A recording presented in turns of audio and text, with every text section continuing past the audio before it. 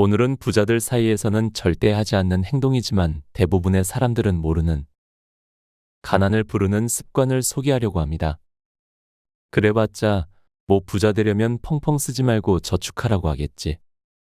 맞습니다. 단순히 적게 쓰세요, 저축하세요와 같은 말은 실제로 실천으로 옮기기가 어려워 피부에 확 와닿는 도움이 아닙니다. 그래서 오늘은 저축이나 절약하기가 아닌 자수성가한 부자들을 10년간 인터뷰한 작가의 실제 이야기를 바탕으로 절대 해서는 안 될 가난을 부르는 습관 6가지를 소개하려고 합니다. 영상 아래에 좋아요와 구독 버튼 한 번씩 눌러주시면 감사하겠습니다. 지금부터 시작합니다.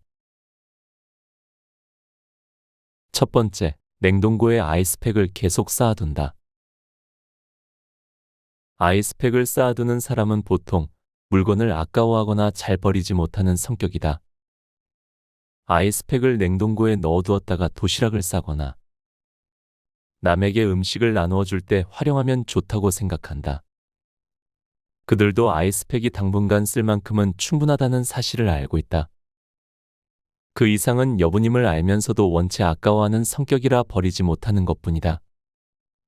백화점이나 유명 브랜드의 종이 봉투를 모으는 사람도 많다. 고급 종이 봉투는 디자인도 멋지고 소재도 튼튼해서 한 번 쓰고 버리기 아까운 것이 사실이다. 모아두면 외출할 때 보조 가방으로 활용할 수 있고 남에게 무언가를 줄 때 재사용할 수도 있다. 재활용 쓰레기를 버릴 때 바구니처럼 쓴다는 사람도 있다. 그러나 이것도 정도의 문제지 대량으로 쌓아둘 필요는 없다. 당장 쓸 만큼만 남기고 나머지는 처분하는 분별력이 필요하다. 쌓아두는 행동과 쓸데없는 물건을 사는 행동은 이어져 있다. 쓸데없는 물건을 자주 사는 행동과 언젠가 쓸모가 있을지 모른다며 아이스팩이나 종이봉투를 필요 이상으로 쌓아두는 행동은 언뜻 반대되는 듯하지만 근본적으로 서로 이어져 있다. 일상생활에 무엇이 얼마나 필요한지 모르고 자기 관리를 하지 못하는 것이다. 앞서 말한 2가지 행동은 자신을 잘 제어하지 못하는 해픈 사람에게서 관찰되는 공통된 경향이다. 부자들은 자신의 그릇을 파악하고 자신의 그릇에 맞게 비울 줄도 알고 채울 줄도 아는 사람이다. 두 번째, 방 정리나 청소를 게을리한다. 당신의 방은 깔끔한 편인가? 방의 상태를 보면 그 주인이 돈을 어떻게 관리하는지 짐작할 수 있다. 방이 지저분한 사람은 연봉이 적다. 한 주간지가 평균 이하의 연봉을 받는 사람들의 방에서 공통점을 찾아내는 취재를 한 적이 있다. 방문 결과 그들의 방에서는 예상외로 많은 공통점이 있었다. 냉장고에 상한 음식물을 내버려 두거나 빨래, 쓰레기를 쌓아두는 사람은 특히 주의해야 한다. 부끄럽지만 내 방도 과거에 이런 상태였다. 바빠서 정리할 여유가 없으니 나중에 깨끗이 정리하면 된다는 핑계를 댔다. 하지만 넓은 저택에 사는 것도 아니고 방을 청소하는데 그리 긴 시간이 필요한 것도 아니었다. 주변을 깨끗이 하는 것은 시간 여유와 큰 상관이 없다. 그러던 내가 집을 정리하게 된 계기가 있었다. 고령으로 돌아가신 어머니의 집을 아무리 정리해도 물건이 끝없이 나왔던 것이다. 대부분 보관할 가치도 없는 물건들이었다. 어머니 역시 물건을 버리지 못하는 사람이었다. 그 후 이사를 하면서 나는 이때다 싶어 물건들을 처분했다. 그래서 지금은 평소에 쓰는 식기가 주방 서랍 하나 정도로 줄었다. 옷도 너무 많이 버리는 거 아닌가 싶을 만큼 과감히 처분했다. 다행히 집 근처에 때때로 바자회를 여는 교회가 있어 그곳에 기증했다. 문구, 식기, 손수건, 가방, 구두까지 전부 다 정리했다. 취미가 해외여행이라 기념으로 사들인 소품과 장식품이 상당히 많았는데 그것들도 모조리 바자회에 내놓았다. 물론 기증이라서 돈은 전혀 받지 못했다. 그래도 누군가 유용하게 쓸 거라 생각하니 아깝기는커녕 무척 개운했다. 대청소 후 나는 돈 쓰는 법이 확 달라졌다. 모처럼 정리한 집을 다시 어지럽히고 싶지 않아서 정말 필요한 것만 사게 되었다. 지금은 해외여행을 가도 그림 엽서를 절대 사지 않는다. 이삿짐을 정리할 때 한 번도 쓰지 않은 그림 엽서가 다발로 나왔기 때문이다. 여행을 가면 가족과 친구에게 줄 소소한 선물만 사는데 그것도 없어지는 것만 산다. 보통 먹으면 사라지는 간식 종류다. 이처럼 집을 단정하고 깨끗하게 정리하면 돈 쓰는 법이 달라진다. 내 경험상 이것은 틀림없는 사실이다. 그런 생활이 매일 반복되면 상상 이상으로 큰 차이를 낳는다. 부자는 비움이 있어야 곧 채움이 있다는 걸 깨달은 사람이다. 세 번째, 투명 비닐 우산을 집안에 3개 이상 둔다. 요즘 기후가 달라졌다. 억수 같은 비가 갑자기 쏟아지는가 하면 1시간도 되지 않아 날이 맑게 개고 난다. 갑작스럽게 소나기를 마주하면 누구나 근처 편의점에서 3,000원쯤 하는 투명한 비닐 우산을 사게 된다. 그런 상황에서는 당연한 선택이다. 문제는 그 비닐 우산을 어떻게 처리하느냐 하는 것이다. 대부분은 한 번 쓰고 차마 버릴 수 없어서 그냥 집에 가져가지 않을까. 그리고 갑작스럽게 비를 만나면 또다시 비닐 우산을 산다. 이런 일이 반복되면 어느새 집에는 비닐 우산이 넘쳐날 것이다. 하루는 어떤 작가와 카페에서 만나기로 했는데 갑자기 장대비가 내리기 시작했다. 그래도 그 저자는 것엔 비를 뚫고 약속 시각 전에 도착했다. 그의 손에는 비닐 우산이 들려 있었다. 1시간쯤 지나 회의를 끝내고 보니 나름 말끔히 개어 있었다. 작가는 비닐 우산을 들고 자리에서 일어나 카페 주인에게 다가갔다. 이거 다른 손님이 비 올 때 쓸 수 있지 않을까요? 작가의 말에 카페 주인은 감사합니다. 손님들이 좋아하시겠네요. 라고 웃으며 그 우산을 받아주었다. 그곳은 작가의 단골 카페도 아니었다. 서로 거리상 편리한 장소로 처음 방문한 곳이었다. 나는 속으로 부자는 이런 일까지 산뜻하게 처리하는구나 싶었다. 그날 나는 정말 큰 교훈을 얻었다. 필요 없는 물건은 주변에 두지 말자. 단, 물건을 버릴 때에도 그것이 끝까지 살아 숨 쉬도록 만들어야 한다. 이런 식으로 인품을 단련하다 보면 점점 부자에 가까워지지 않을까. 나도 그때부터 집에 비닐 우산이 3개 이상 모이면 단골 음식점에 가져다 주기 시작했다. 쓸모없이 쌓인 물건이 오히려 마음의 빈곤함을 적나라하게 드러낸다고 생각했기 때문이다. 오늘 바로 우산을 나눠보는 것도 부자가 되는 작은 습관이지 않을까 생각한다. 네 번째, 지갑에 지폐를 아무렇게 넣는다. 당신은 지갑에 지폐를 어떤 식으로 넣는가? 이것도 부자와 그렇지 않은 사람의 차이가 뚜렷하다. 지폐 방향이 뒤섞이지 않게 한다. 부자는 지폐를 가지런히 정리해서 넣는다. 금액에 상관없이 초상화의 머리가 위로 갔다가 아래로 갔다가 하지 않는다. 현금 인출기에서 인출한 돈을 그대로 지갑에 넣으면 지폐의 방향이 뒤죽박죽일 것이다. 일정한 매수마다 지폐 방향을 바꾸게 되어 있는 모양이다. 부자는 돈을 인출하자마자 대충 훑어보고 재빨리 방향을 맞춘 뒤 지갑에 넣는다. 가게에서 잔돈을 받았을 때도 마찬가지다. 지갑에 넣기 전에 대충 보고 정리한다. 이런 일이 처음에는 조금 귀찮을지 모르지만 습관이 되면 아무렇지도 않다. 걸리는 시간이라고 해봤자 1에서 2초 정도다. 그렇게만 해도 지갑 속이 항상 깔끔하게 유지되어 돈을 꺼낼 때마다 기분이 좋다. 지폐 방향에 관해서는 초상화의 머리가 아래를 향하는 것이 좋다고 하는 사람도 있고 위를 향하는 것이 좋다고 하는 사람도 있다. 나는 사람을 물구나무 세우는 것이 마음에 걸려서 머리를 위로 두는 편이다.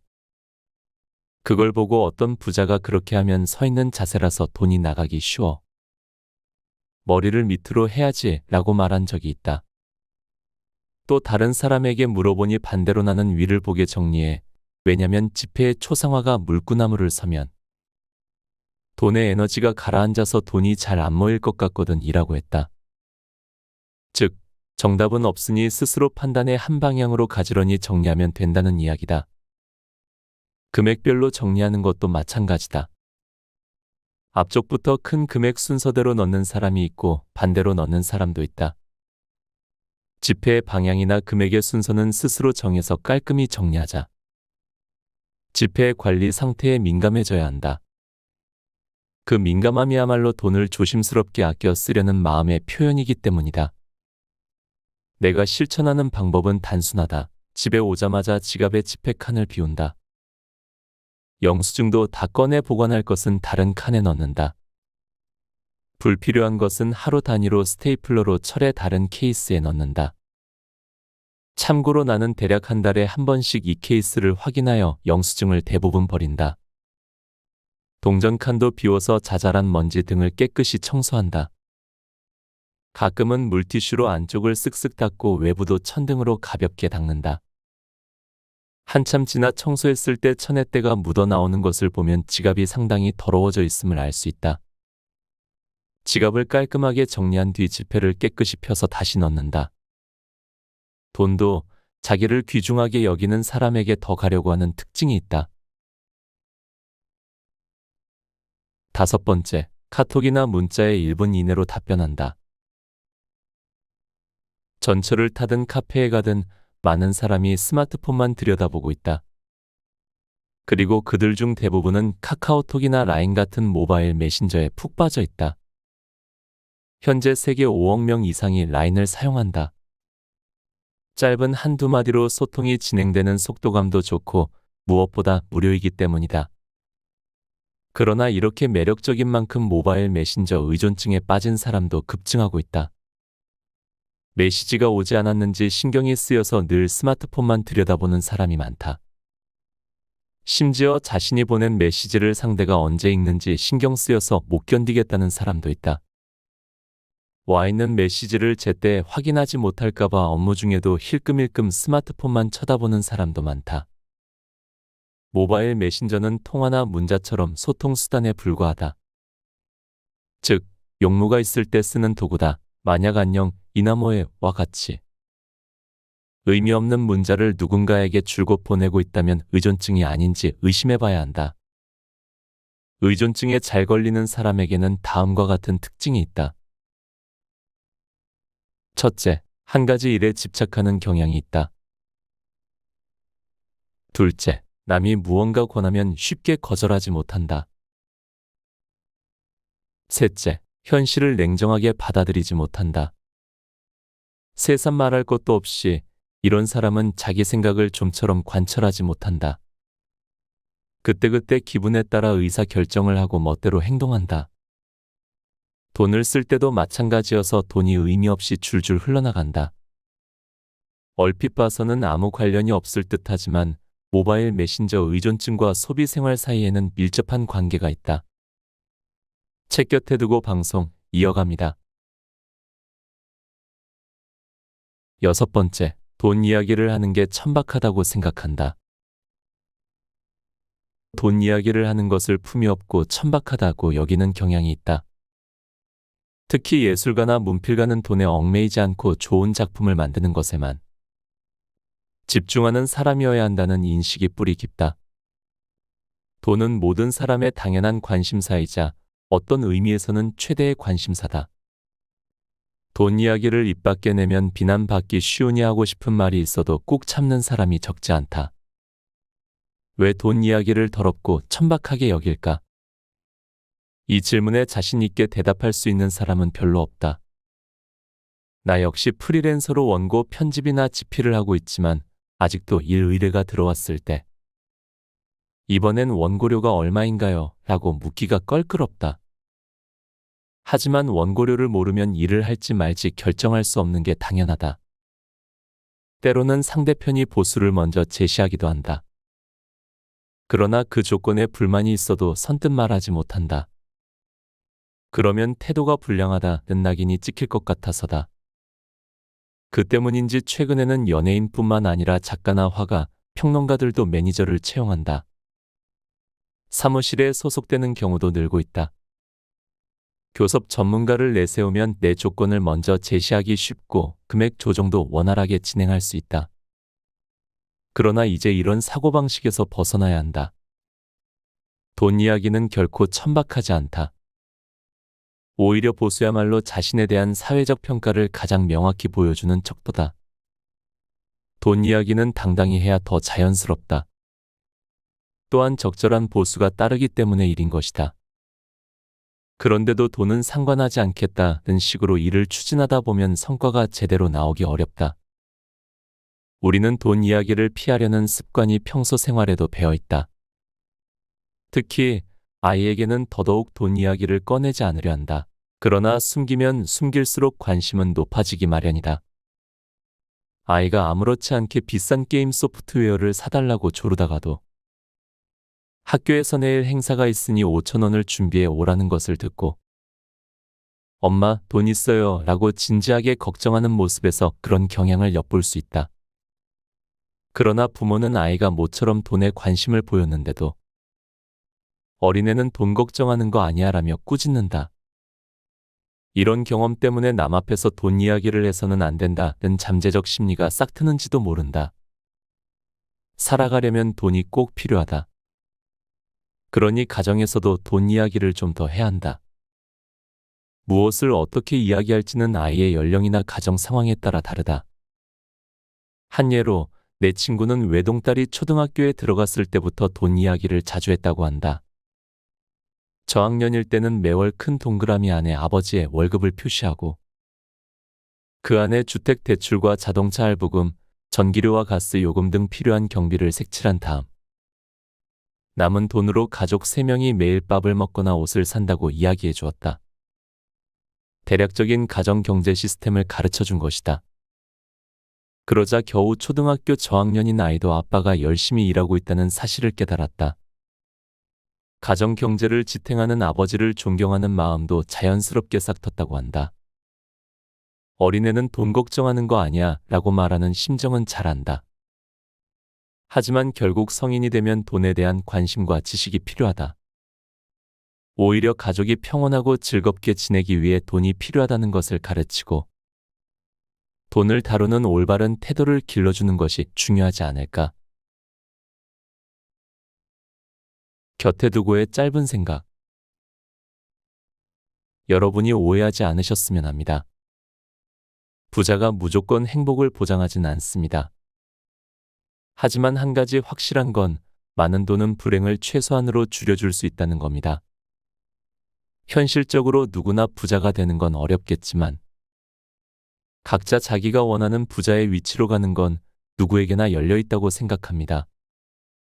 부자가 되기 위한 첫걸음은 단순한 저축보다는 우리의 생각과 태도에서 시작합니다. 부자들은 가능성을 보고 기회를 잡을 줄 알며 인생을 적극적으로 살아갑니다. 통장에 얼마나 돈이 쌓였는지보다는 여러분의 몸과 마음에 얼마나 젊음이 쌓여 있는지가 중요하다고 생각합니다.